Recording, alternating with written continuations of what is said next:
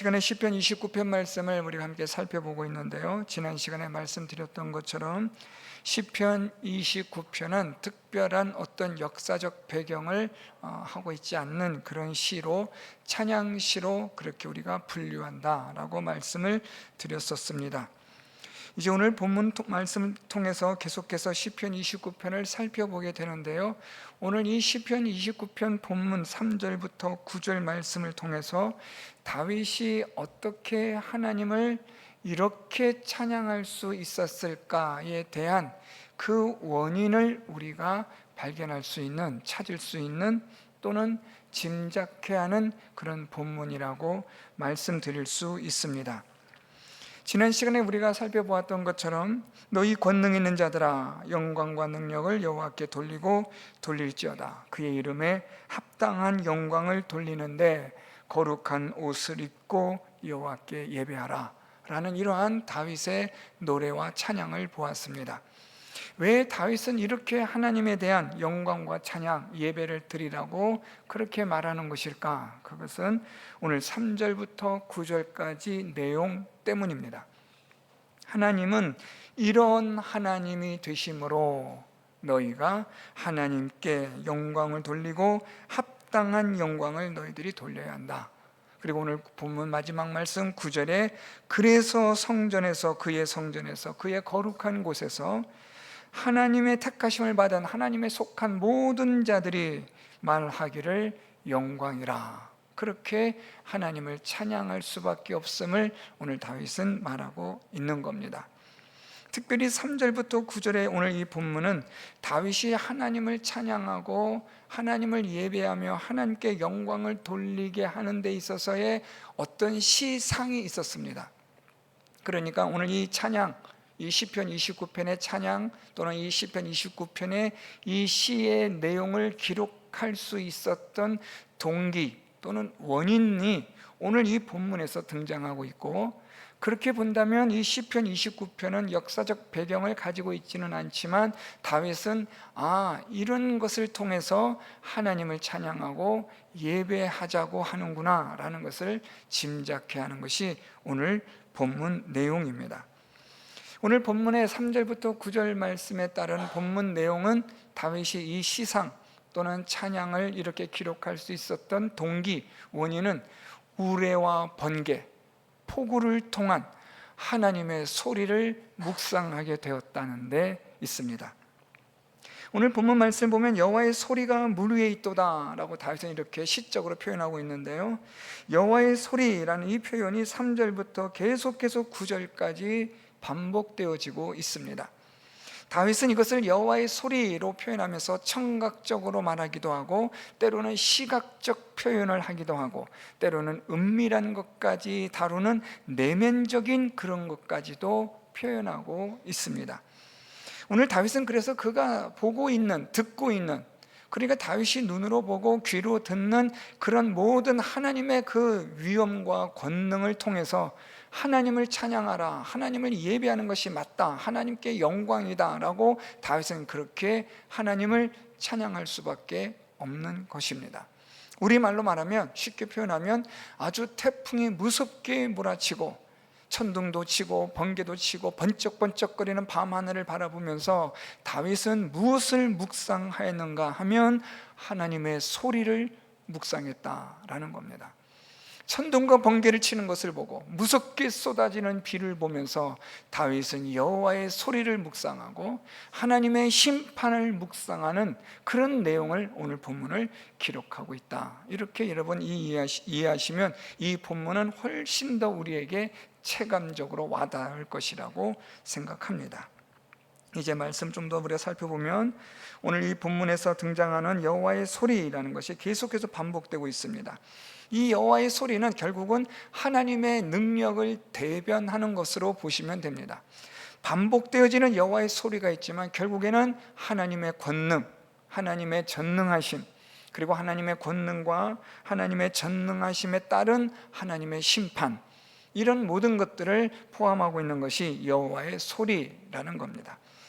오늘 3절은 이렇게 말씀하고 있습니다. 여호와의 소리가 물 위에 있도다. 영광의 하나님이 우레소리를 내시니 여호와는 많은 물 위에 계시도다. 여기서 이 물 위에 있다라는 이 표현이 참 재밌습니다.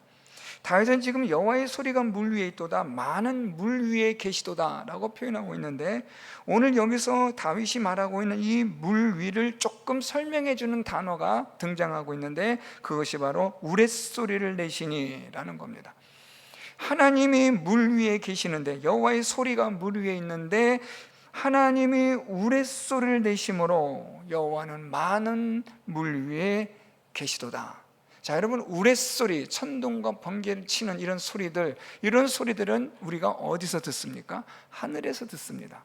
따라서 오늘 이 3절에서 많은 여호와의 소리가 물 위에 있도다, 많은 물 위에 계시도다 라고 말하는 이 표현 속에서의 물은 어디를 뜻하는가 라는 겁니다. 위에 있는 물. 그래서 학자들은 이 물에 대하여 하늘에 있는, 공중에 있는 물, 엄청난 비구름을 의미하는 것이기도 하고, 또는 이 비기둥을 의미하는 물기둥을 표현하는 것이라고도 표현하기도 하고 있습니다. 하나님은 이 구름과 또한 하늘에 있는 모든 것들을 다스리시고 통치하시는 하나님이 되시고, 하늘의 폭우, 구름 속의 물기둥, 번개와 천둥을 동반한 폭우, 이 모든 것들 위에 하나님이 계신다라는 표현을 사용합니다. 특별히 여기서 물 위에, 그러니까 이 구름 기둥 위에, 물 기둥 위에 하나님이 계신다, 위에 계신다라는 이 표현은 하나님이 이 모든 것들을 통치하시고 다스리신다라는 뜻입니다. 다시 말하면 하나님은 하늘의 물을 다스리시고 통치하시는 하나님이시다. 여러분, 우리가 창세기 강해를 통해서 살펴보았지만 하나님은 물을 두 부분으로 나눕니다. 위의 물과 아랫물로 나눠서 위의 물은 하늘이라 하시고 아랫물을 바다라 칭하셨다라는 말씀을 우리가 보았습니다. 하나님은 위의 물과 아랫물 모든 것을 통치하시고 다스리시는 하나님 되시는데, 특별히 오늘 본문은 하나님께서 위의 물을 다스리시는 하나님 되심을 말씀하고 있습니다. 그래서 우레소리를 내시는 하나님, 다윗은 지금 천둥 번개를 보면서 우레소리를 들으면서 다윗은 무엇을 생각했냐면 하나님의 소리를 생각한 거예요. 하나님은 이 모든 것들을 다스리시고 통치하시는 하나님이 되신다. 여기서 더 나아가 다윗은 이렇게 표현하고 있습니다. 4절에 보면 여호와의 소리가 힘 있으며 여호와의 소리가 위엄차도다 라고 말합니다. 얼마나 큰 우레소리가 들리는지, 막 귀가 찢어질 듯한 그런 소리가 들리고 번개가 번쩍이는 것들을 보면서 다윗은 그것을 통해서 말하기를 하나님의 이 능력이 얼마나 위대한가 보라, 이렇게 지금 표현하고 있는 거예요.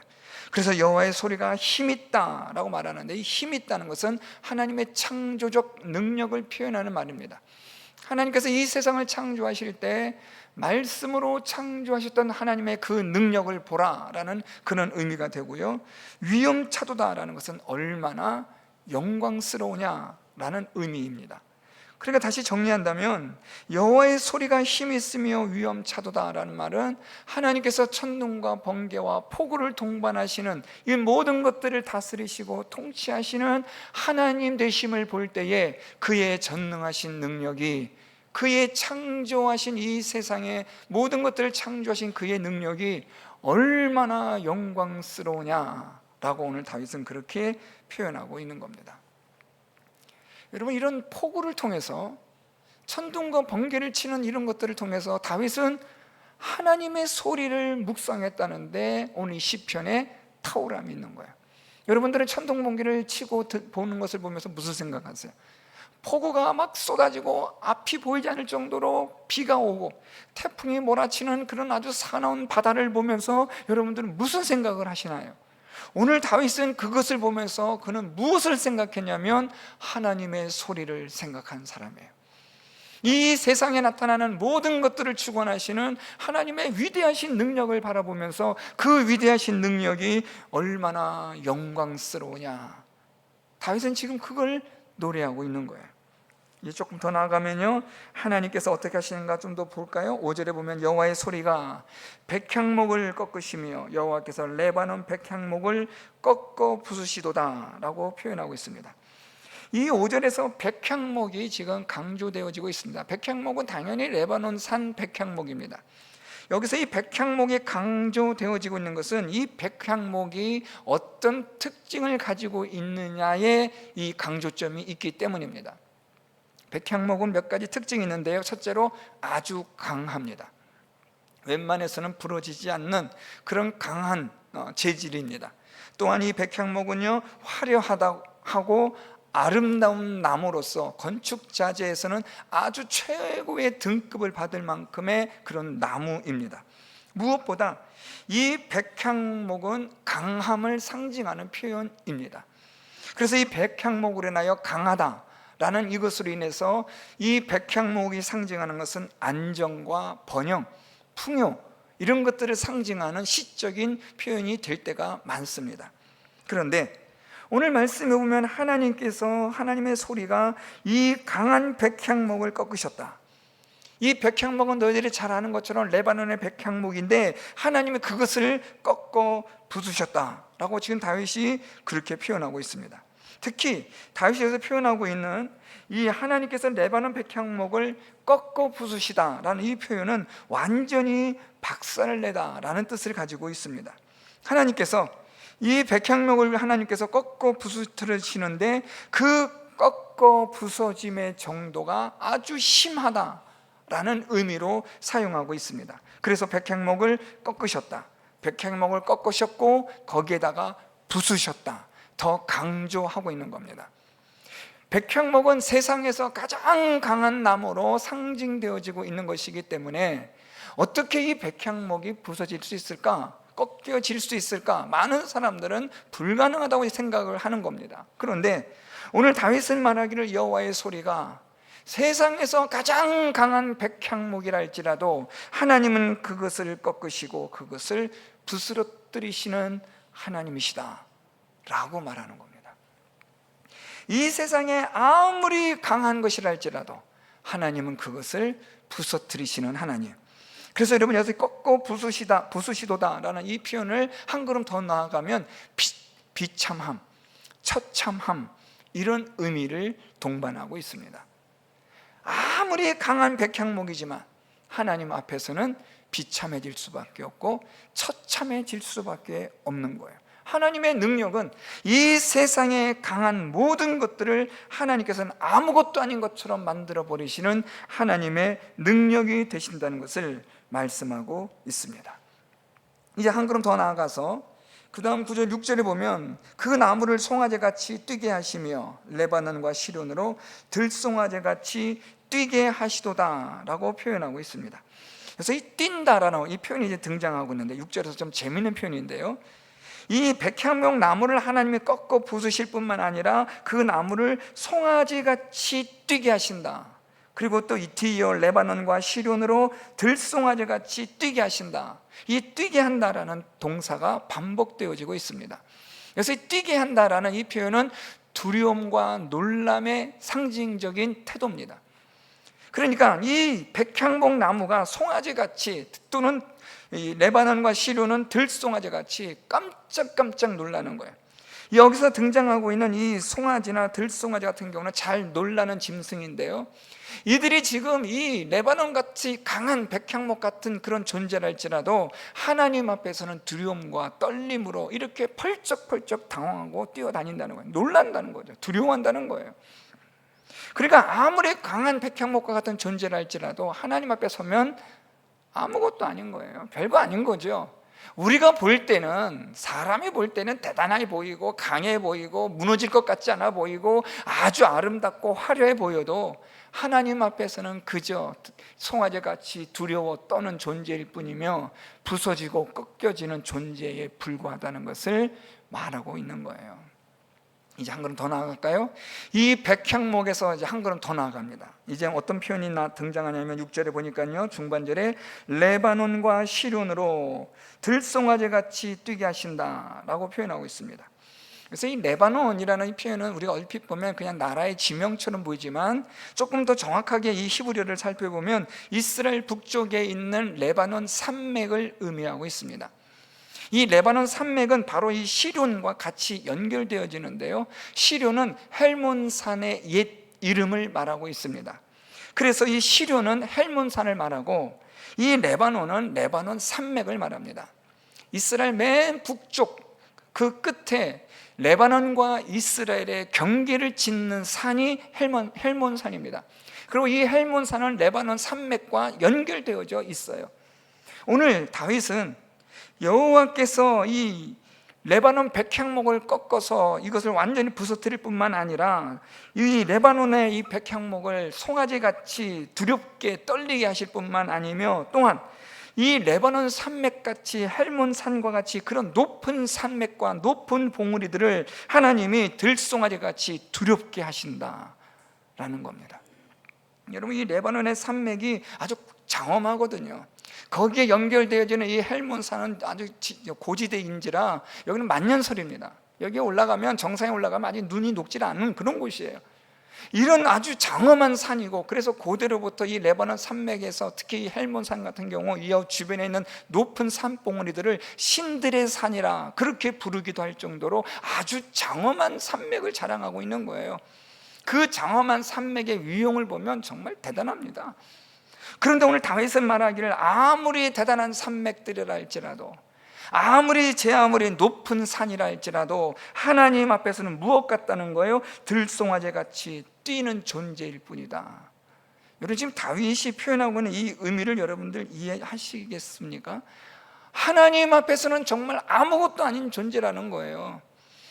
뭐 레바논같이, 레바논의 뭐 그 산맥이 대단하다 할지라도, 웅장하다 할지라도 하나님 앞에서는 아무것도 아닌 것이고, 아무리 높은 산이라 할지라도 그 산 또한 하나님 앞에서는 두려움과 떨림으로 펄쩍 뛰는 들송아지 같은 존재에 불과한 것이 이 세상이 하나님 앞에 있는 그런 가치라는 거죠. 아무것도 아닌 거예요. 하나님 앞에 서면 모든 것들은 다 아무것도 아닌 존재가 된다는 것을 지금 다윗이 말하고 있는 거예요. 하늘 위에, 물 위에 구름을 다스리시고 비를 다스리시고 태풍을 다스리시는 그 하나님이 이 천지만물, 이 세상에 있는 모든 것들을 또한 통치하시고 다스리시는 하나님이 되시기 때문에 하나님 앞에서는 모든 것들이 의미가 없는 아무것도 아닌 송아지 같고 들송아지 같이 두려움과 떨림에 불과한 그런 존재들이라는 것을 지금 다윗은 말하고 있는 겁니다. 7절에 내려가니까요, 여호와의 소리가 화염을 가르시도다 라고 말해요. 이 화염을 가른다라는 것은 지금 아마 다윗이 번개를 본 것 같아요. 여러분, 번개를 보시면 번개가 한번 탁 치면은 이것이 하나씩 치면서 여러 가지 갈래로 막 나눠지는 그런 번개들을 보셨잖아요. 물론 한 곳은 내려치는 그런 번개도 있지만 하늘에서 치는 번개들을 보면 번개가 막 여러 갈래로 막 나눠지잖아요. 아마 다윗이 그걸 보지 않았나 싶어요. 왜냐하면 지금 다윗이 여호와의 소리가 화염을 가르시도다라고 그렇게 표현하고 있는데, 이 화염이라는 이 히브리어가 불꽃이라는 뜻을 가지고 있기도 하고요, 또는 이 칼끝을 뜻하는 표현이기도 해요.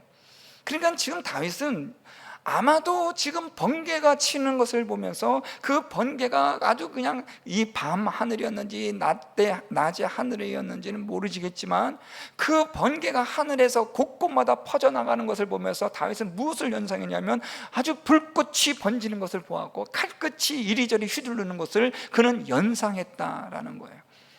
참 이 다윗이 이 시적인 이 감각이 참 탁월한 사람이에요. 하나님께서 그런 은사를 주셨겠지만, 성령께서 그런 은혜를 주셨겠지만, 어떻게 번개를 보면서 하나님의 소리가 화염을 가르신다라고 이렇게 표현할 수 있을까요? 참 기가 막힙니다. 여러분, 이제 뭐 비가 많이 오고 번개가 치고 뭐 천둥 번개 뭐 이런 소리가 들리고 하시면 오늘 이 시편 29편 말씀 들고 이렇게 한번 보세요, 여러분. 야, 정말 대단하다. 이렇게까지 표현할 수 있구나. 하나님의 존재를 이렇게 찬양할 수 있구나. 지금 다윗이 얼마나 위대하고 대단한 하나님의 이 영감을 받아 이 시편을 기록하고 있는가를 보세요. 번개를 동반한 이런 것들을 보면서 마치 그것이 칼에 불꽃까지 춤을 추는 거예요. 화염을 가른다. 이 칼로 막 그냥 이 불의 이 칼 같은 것이 이것이 막 그냥 이리저리 휘두르는 것을 지금 다윗이 보고 있는 거예요. 아주 기가 막힌 상황을 지금 다시 표현하고 있는 겁니다. 자, 이런 하나님이신데 이제 조금 더 심각한 부분으로 들어갑니다. 8절에 여호와의 소리가 광야를 진동하시며 여호와께서 가데스 광야를 진동시키시도다. 지금 여러분, 우리가 오늘 이 본문을 보면서 크게 뭐 어렵지 않아요. 하나님께서 하늘에서 비와 천둥과 번개를 동반하시고 그 모든 것들 다스리신 하나님 되시고, 따라서 이 세상에 있는 아무리 강한 것이라 할지라도 하나님 앞에서는 꺾여지고 부서지는 존재들, 하나님 앞에서는 아무리 높은 산맥과 위대한 웅장한 산들이라 할지라도 하나님 앞에서는 두려움과 떨림으로 그냥 도망할 수밖에 없는 그런 것들, 하나님의 이 심판의 그런 능력은, 하나님의 권능은 마치 이 번개를 통하여 불꽃과 같이 나타나시는 것 같은 하나님의 그런 전능하심, 이런 것들이 등장했잖아요. 그런데 오늘 이 본문에서 이 8절에서 광야가 등장하고 있습니다. 자, 광야가 등장하는 것은 이해가 되는데, 하나님께서 광야를 진동하세요. 그런데 그 광야를 진동하시는데 조금 더 구체적으로 그 광야가 어떤 광야냐라고 말하는 거예요. 이것은 마치 어떤 기법이냐면, 하나님께서 백향목을 꺾으셨는데 그 백향목은 어떤 백향목이냐, 구체적인 백향목을 레바논 백향목이다 라고 말한 것과 같은 거죠. 여호와의 소리가 광야를 진동하셨다. 이 진동이라는 이 히브리어는요, 이 흔들리다는, 아주 엄청나게 흔들리다라는 표현인데요, 이것은 지진적인 충격을 받은 그런 상태를 말해요. 그러니까 지진이 일어나서 막 땅이 흔들리고 요동하는 그런 상태를 표현하는 건데, 사실 이 진동이라는 이 단어는 한 걸음 더 나가면 단순한 지진을 의미하는 게 아니라 하나님의 심판을 상징하는 거예요. 하나님께서 이 광야를 진동하신다라는 거죠. 여호와의 소리가 광야를 진동하시는데, 그런데 이 광야가 어떤 광야라고 말하는 거예요?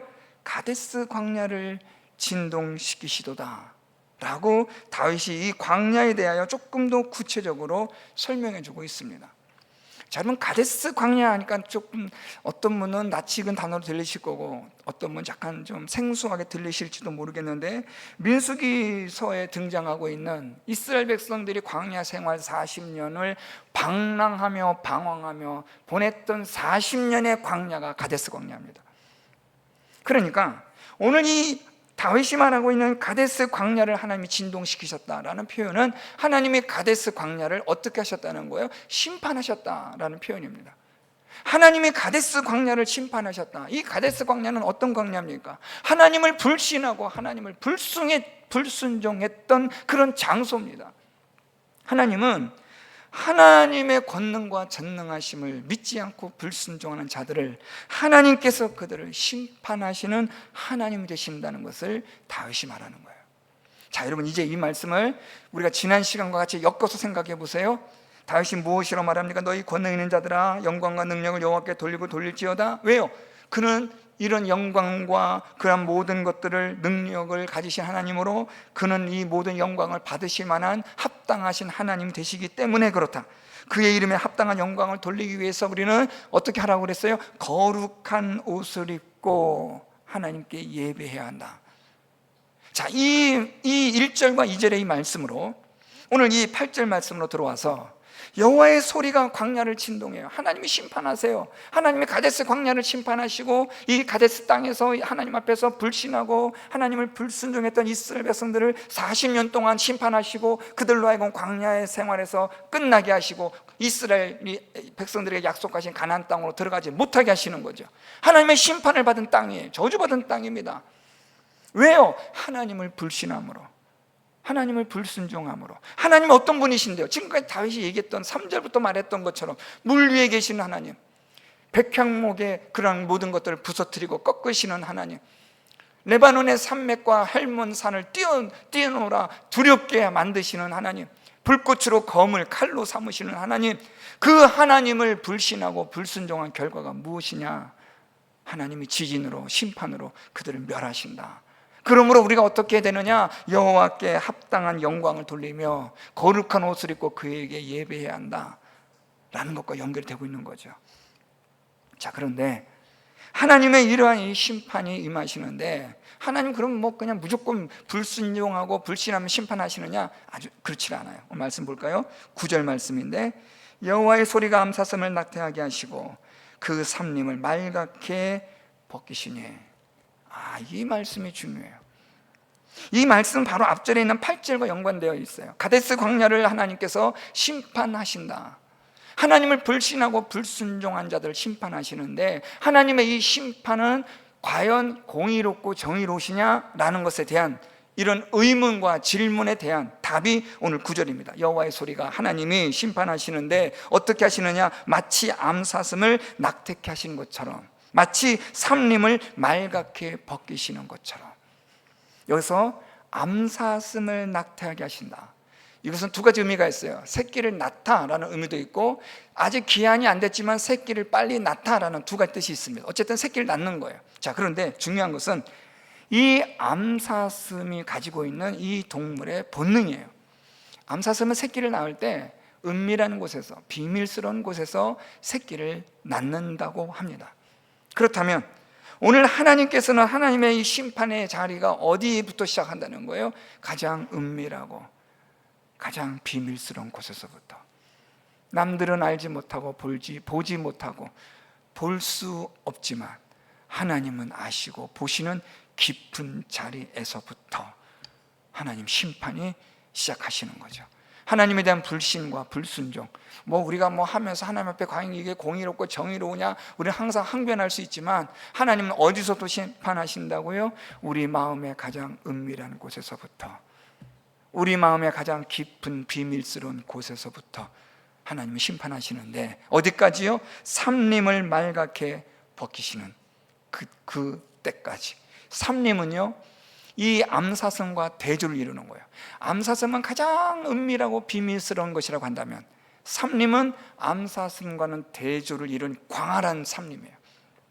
모든 세상, 온 천하 만물을 하나님께서 말갛게 벗기시고 심판하신다는 거죠. 하나님 앞에서는 그 어떤 것도 숨길 수 없고 감출 수 없게끔 가장 깊고 은밀한 것에서부터 시작하여 온 천하 만물 모든 것에 이르기까지 하나님은 하나님을 불신하고 불순종하는 자들을 철저히 심판하시는 하나님이시다라는 겁니다. 그러므로 오늘 다윗은 9절 하반절에 그의 성전에서 그의 모든 것들이 말하기를, 여기서 말하는 그의 모든 것들은 29편 지난 시간에 보았던 너희 권능 있는 자들아 라는 것과 같은 의미입니다.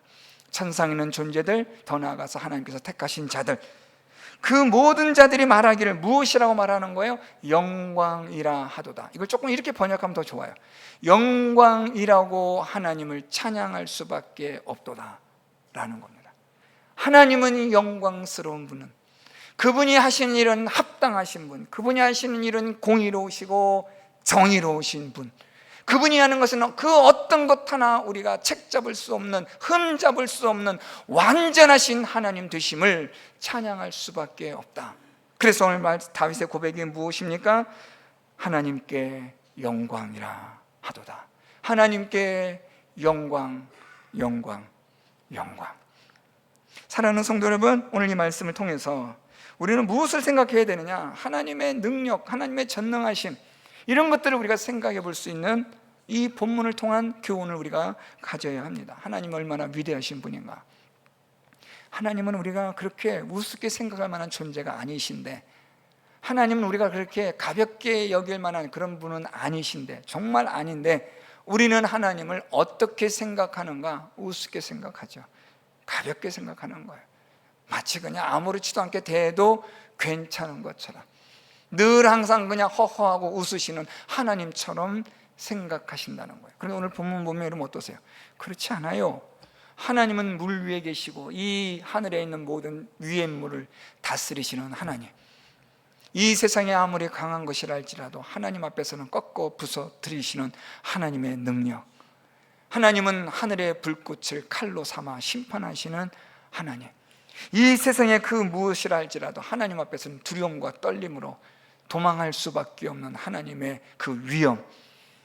여러분, 하나님은 우리가 생각하는, 우리가 너무 쉽게 생각하는, 간과하고 있는 그런 하나님이 아니라, 하나님은 정말로 위엄과 권능과 전능하심과 영광이 충만하신 하나님이 되신다는 것을 오늘 본문을 통해서 다시 한번 깨닫는 은혜가 있기를 바랍니다. 이걸 우리가 제대로 깨닫지 못하면 하나님을 경외하는 자가 될 수 없죠. 하나님을 두렵지 않은 거예요. 하나님이 의식이 안 되는 거죠. 하나님이 의식이 안 되고 하나님이 인식이 안 되면 그냥 마음대로 살아가는 거죠. 오늘 우리의 하루의 삶이 어땠는지, 우리가 지금까지 6개월 동안 살아오면서 우리의 삶이 어떠했는지, 하나님이 어떤 존재인지를 우리가 얼만큼 알고 깨닫고 인식하였느냐에 따라 달라지는 거죠. 다윗은 하나님에 대한 두려움과 떨림이 있는 거예요. 세상에 강한 백향목이라 할지라도 그것을 꺾어 부서뜨리는 하나님, 천둥과 번개와 폭우를 보면서 여호와의 소리를 듣는 이 다윗은, 하나님은 권능과 그의 전능하심이 대대에 미치시는 창조주 하나님 되신다는 두려움을 갖는 거예요. 레바논의 산맥들이 도망하고 헬몬산이 도망할 정도로 하나님은 위엄과 권능에 가득 차신 하나님, 하나님은 하늘의 번개로 그의 칼을 삼으사 모든 것들을 가르시는 하나님. 이 가르신다는 이 히브리어는요, 심판하신다는 의미가 있어요. 하나님께서 하늘의 불꽃으로 심판하시는 거죠. 이것은 광야를 진동하는, 가데스 광야를 진동시키시는 하나님의 심판과 맞닿아 있는 거죠. 하나님은 이런 하나님이신데 그분이 어떻게 심판하시느냐? 우리의 가장 깊은 것까지, 가장 은밀하고 비밀스러운 것까지 그것을 살피시는 하나님이시다. 이 하나님 앞에 우리가 두려움과 떨림으로 하나님께 나아가지 않을 수밖에 없는 거죠. 그래서 우리의 고백이 무엇이라고요? 하나님께 영광, 그렇게 고백하는 겁니다.